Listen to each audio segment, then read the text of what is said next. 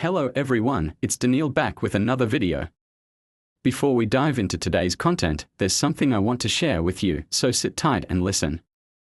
When I was a kid, I had a super imaginative and creative mind. I came up with tons of characters and stories, exploring them in different ways, whether it was through playing with toys, writing, or drawing.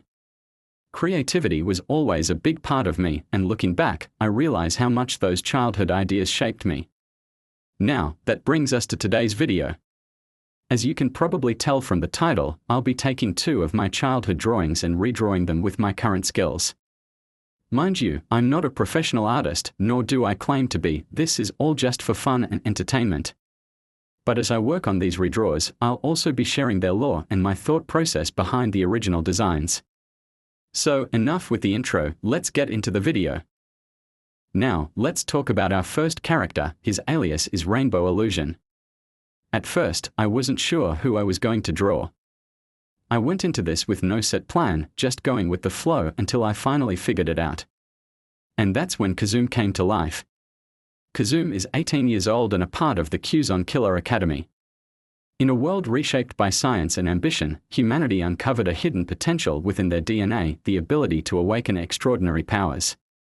This discovery led to HURD, Humans Under Restrictive Development, an organization that began experimenting on unborn children to bring out their latent abilities. These children were then sent to Kuzon Killer Academy, where they were trained to become warriors, protectors, and assassins. Graduating from this academy means becoming an official assassin for the organization. The best of the best are given the honor of leading their own squad, while the rest are assigned to one of the thousands already established. Kazum. He's not just an assassin, he's a squad leader. His ability? Illusions. But not just any illusions, ones that cause deep, psychological trauma. Once you're caught in his trance, it's not just a nightmare, it's a waking horror that leaves permanent scars. However, there's a catch: his power only works if you look into his eyes. Knowing this limitation, Kazum found a way to counter it. The solution? More eyes. Each time he eliminates a victim, he takes their eyes and has them surgically implanted into his torso. Normally, he wears a large robe that conceals both his face and his body, making it easier for him to reveal his glowing eyes when needed. But the real horror comes when he faces a powerful opponent, because that's when he removes the robe. Beneath it, a massive eye-covered torso, nearly impossible to avoid looking at. And the moment you do, it's already too late. Now here's a picture of the old him on the screen right now. To remind you, I was a child when I made this and had no drawing skills. Now that I had his base design, I wanted to showcase his power visually, so that just by looking at him, you could get a sense of what he's capable of. To achieve this, I decided to darken everything around him except for his eyes and the eye on his torso. This way, they would stand out as the main focus, making his eerie and unsettling presence even more apparent. As I was working on the drawing, I wanted to make sure I was happy with the color scheme. So, I spent some time playing around with different combinations to see what worked best. After some experimenting, I realized that the colors were already solid, but there was one thing that needed adjustment: his hair color. Throughout all the versions, only one variation stood out: white hair. It completely elevated his look, making him appear even more unhinged and adding to his psychotic presence. And here it is, the final result. This is the updated version, and next to it is the original drawing from years ago. I lost the footage for the first half of this drawing, but let's get back on track. For the second drawing, the lore runs deep. It comes straight from my unfinished, no-color comic book from 5th grade. Originally titled Life is Weird, I've since realized it needs a more fitting name: Robots vs. the Morsons. Now, the story's premise was all over the place, so to make sense of it, I'm adding some details that were unclear. It starts with a 4-year-old boy named Tan. His parents were divorced, his dad remarried, while his mom remained single, raising him in a secluded cottage. One day, Tan was allowed to play outside and vanished. For 2 whole years, his mother searched endlessly, alongside a search party, police officers, and even his father's entire family. Then, one day, Tan was found running from something. He was terrified, like he knew a horrible secret but couldn't, or wouldn't, say it.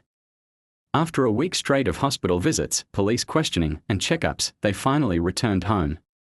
But peace didn't last long. One night, Tan was woken up by his mother's screams. He followed the sound outside, where he found her lifeless body. Someone had killed her, maybe the same thing he was running from. After this tragedy, Tan was sent to live with his father, stepmother, and his sister, Tally. This is also where he would eventually meet his future wife, Clara Beth. But here's the twist, Tan isn't the main character. Tally is.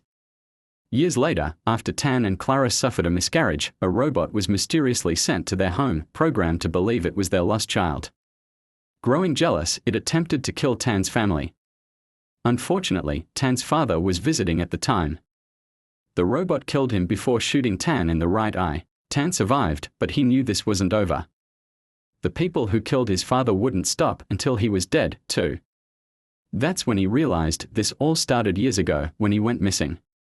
Turns out, he had been kidnapped by a mad scientist, part of an organization of humans and robots aiming for world domination. Their method? Kidnap young, clueless children and indoctrinate them. They trained Tan to be an elite soldier, but he outsmarted them, forming a deep bond with his sensei, who ultimately helped him escape. Since then, Tan had tried to move forward, but now he saw the truth. There is no moving forward, only stopping this organization. He escaped the hospital and set out to find his old sensei. Meanwhile, Tally had just learned about her father's death and Tan's attack. Rushing to find him, she was ambushed, losing her arm in an accident. Injured and desperate, she sought out a healer she had heard rumors about. That's when she found Tan. His sensei was the healer. After learning the truth, Tally stayed behind to train, while Tan returned home to protect his family. But vengeance burned in her heart. She was determined to take down the organization that destroyed their lives. But the question remains, can this unlikely trio defeat an entire organization? Who knows? Because I never finished it. As you can see on screen, I'm following the same process as before, experimenting with the color scheme to make sure I'm not missing out on a better option. Initially, the original colors didn't feel right, they didn't capture Tan or match how I envisioned him.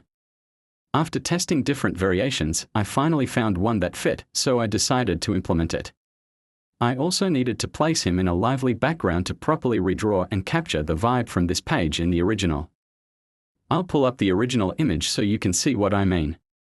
I wanted to add a building in the background since this scene takes place later in the comic, a part 1 haven't covered yet. This is where advanced robots are attacking Tally, and Tan suddenly shows up out of nowhere to save her after being presumed dead for months. As you can see, I was trying to edit the background to give it a manga-like feeling, but it just wasn't working out. So, I decided to go with my original idea instead. This is the end result, and I'll pull up the old photo again so you can compare. I absolutely love how it turned out. I think I gave it more flair and personality, especially with the drastic change in Tan. He went from looking flat to actually having some volume and depth. Let me know your thoughts in the comments. And now, guys, that's it for today's awesome banger. I hope you enjoyed. Don't forget to like, subscribe, and comment. Also, turn on post notifications so you never miss an upload. Be sure to check out my second channel, Daniil Gaming, the link is in the description below. Alright, that's all for now, see you in the next video.